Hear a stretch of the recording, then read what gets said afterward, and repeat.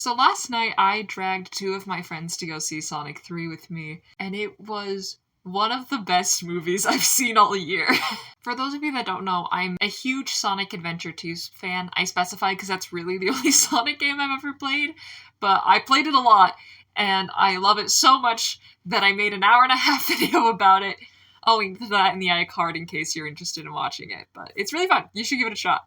So when I heard that they were doing Sonic Adventure 3 and that it was going to be based on Sonic Adventure 2, I was so excited. I love this game with my whole heart. I love Shadow. He's my favorite character in the franchise. That's why I have this thing. I got this when I was 15. I was not a child, but look at him.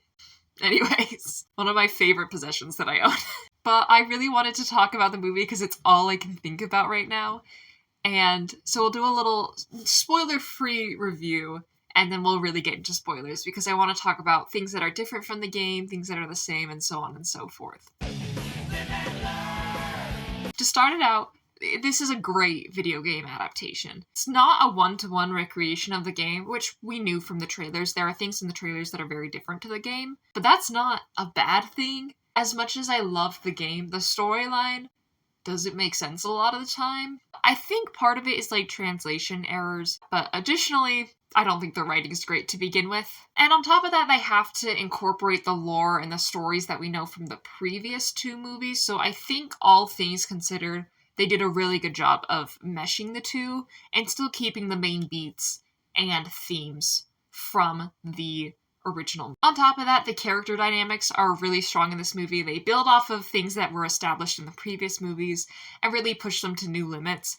This is especially true for Sonic's character, and I really like what they did with that. Shadow is amazing in this movie. They did so good. Casting Keanu Reeves was a fabulous casting choice. I remember when I saw that news and I was like, obviously, like, this is perfect. And he delivered, and the animators delivered. I think they really did Shadow justice in this movie, and so that's what I'm really excited about, is that my angsty, emo little hedgehog got his moment to shine. Looking back, I think Sonic Adventure 2 is when I realized that I love a little angst in my storyline. But on top of that, all the actors for both the animated characters and for the people there in person are doing great. Jim Carrey is especially great as Eggman and as Gerald Robotnik. I think he obviously does a fabulous job. He's been doing a fabulous job in these movies for a while. The only thing I will note is it is a kid's movie, and it definitely shows at points. There is just some gross out humor that I was like, I could have gone without that, but it's not ruining anything per se.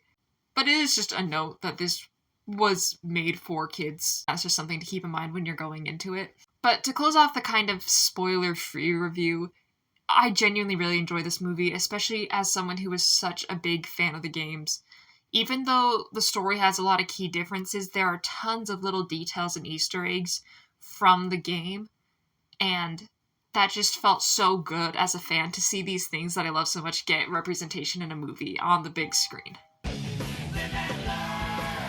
I'd like to just start off by formally apologizing to all the people that were around me in the theater, because I was squealing and fangirling so much. I'm sorry, I should have been a better audience member, but also I couldn't contain myself. Now I want to get into the spoilers, because I think there's some really interesting things of seeing what they chose to adapt and what they chose to left out, and I just want to talk about all of it. Our first shot of the movie is we're coming in up to this island, and it says in the text Prison Island, which for those of you that don't know, you spend a lot of time on Prison Island in the game. It's where Eggman first frees Shadow, which is what they chose to adapt. Of course, it's not Eggman that frees him, but we'll get to that. But it's where Shadow gets freed, and then later on in the game, Sonic gets captured and held there, and his friends have to come save him, and there's an altercation between Team Sonic and Team Eggman, and it's a whole thing. But it was just such a nice touch to see. Another thing that happens in the game is that Sonic gets mistaken for Shadow, so Sonic gets arrested. This is not the case in this movie, which I think is a smart idea, because realistically, Shadow doesn't look that much like Sonic. They're two completely different colors. You're not really gonna mix them up. However, I do think it kind of would have been a fun plotline, but I get why they chose to leave it out. Overall, though, like I said in the spoiler-free section, Shadow is amazing in this movie. Giving him, a gun and a motorcycle within the first, 30 minutes, amazing. And just getting, like, just a little bit of that fan service. I had a friend text me last night after we watched the movie, and they were like, how am I gonna be okay after seeing Shadow with a motorcycle and a gun in that movie? And I was like, I don't know how I'm gonna be okay either. One thing I really liked about this movie is they have a scene in, like, it's supposed to be kind of like a little silly, like, themed cafe that they go to in Tokyo. They're in Tokyo for the first, like, chunk of this movie, just FYI. They call it the Chow Garden, because in the game there was the Chow Garden where you would go and raise chows and you'd, like, evolve them and, like, give them animals to play with and, like, bump up their stats. It was a whole, like, section of the game. And so seeing them do a little cameo was just really fun and really exciting for me. One of the points that I squealed at was they're talking to this, like, military guy, and he's explaining Shadow's backstory. And he says something about it contained a life form. And so jokingly, I leaned over to my friend and I was like, oh, the ultimate life form, which is what they kind of refer to Shadow as in the game. They actually said it on screen. I went like, ah! But it's just things like that where it's just a small moment, but to those who have played the game, it is so big. The biggest difference between this movie and the game is that Gerald is alive. Editing me here. I forgot to mention anywhere in this video that Rouge isn't in the movie. She's like a huge character in the game. You know, she's one of the main 6 characters. But she's just not in the movie, which, like, I think works for the story they were going for. But I hope she gets her time to shine in another movie. So just thought I'd throw that in. So in the game, Gerald Robotnik, Eggman's grandfather, died prior to the story. Essentially, in that one, so Gerald and everyone lived on the Ark, which was a colony in space where they did, like, scientific experiments and stuff. And then that got shut down, and Maria died in the process. Shadow was shot down to Earth and essentially cryo-frozen for 50 years. And I believe they kind of held Gerald captive, and then he was killed. But, like, before he was killed, he like, saved some diaries and stuff that you read through while you're on the Ark. The Ark doesn't exist in this. All the experiments and everything were done in just a military base on Earth, which I do think is a good change, because as much as I love, like, the Ark and stuff, it just doesn't make a ton of sense that there's just this space colony. It keeps the story more grounded on Earth. And additionally, so the Eclipse Cannon, which is, like, a big part of the game, it does exist in the movie. But what happens is, like, they have to break into a military base and get access to it, and then it, like, rises out of the Thames and gets into the sky. Whereas in the game, it's just attached to the Ark. And so it's already in space. But again, I think this is a fine way to adjust it to make the story make more sense, honestly, and to keep it more grounded in reality. I say that as if we're not dealing with anthropomorphic hedgehogs. One big thing I want to talk about is that Gold, Sonic, and Shadow look just like their game counterparts. Shadow even gets to keep his little red highlights when he goes gold, which I love so much. I'm so glad they kept the designs very game accurate. That made me really excited. And the best part of this movie, when the two decide they're gonna team up, is Live and Learn plays in the background! Ah! I love Live and Learn so much. It's such a fabulous song, even just outside of Sonic.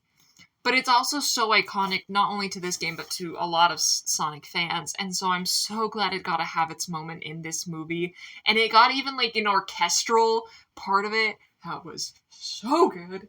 I'm obsessed. In the game, when Sonic and Shadow are flying around in space in, like, their gold Super Saiyan forms, they're fighting the Bio-Lizard, which is, like, the big final boss of the game. The Bio-Lizard doesn't exist in this, which is good, because the Bio-Lizard was really confusing plot-wise in the game. I really didn't understand it.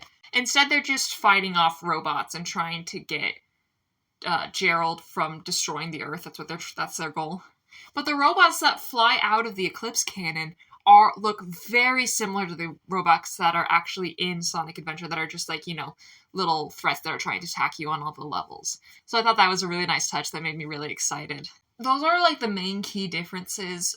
One thing I did want to talk about is that the game is very centered around the Chaos Emeralds, around collecting the Chaos Emeralds, using them to power the Eclipse Cannon, and they're almost entirely written out. And I think that's mostly because of how they've set up the Master Emerald and the Chaos Emeralds in Shadow 2.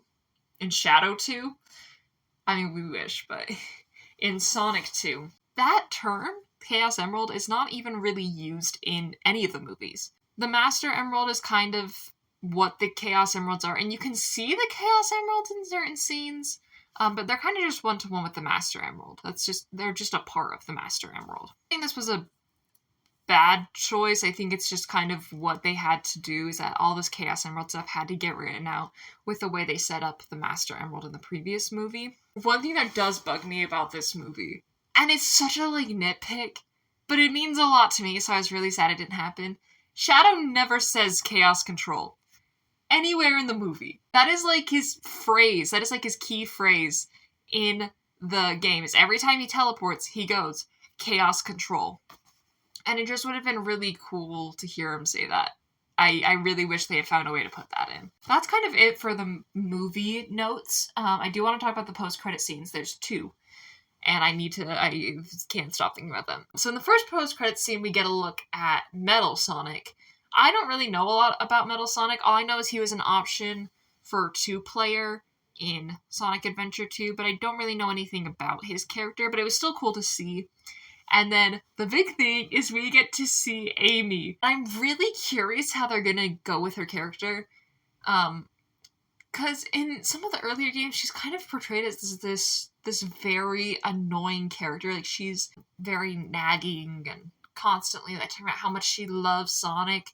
And from what I've gathered, they've kind of tried to fix that in other shows and games. Again, I haven't really played any others, so I can't give you details.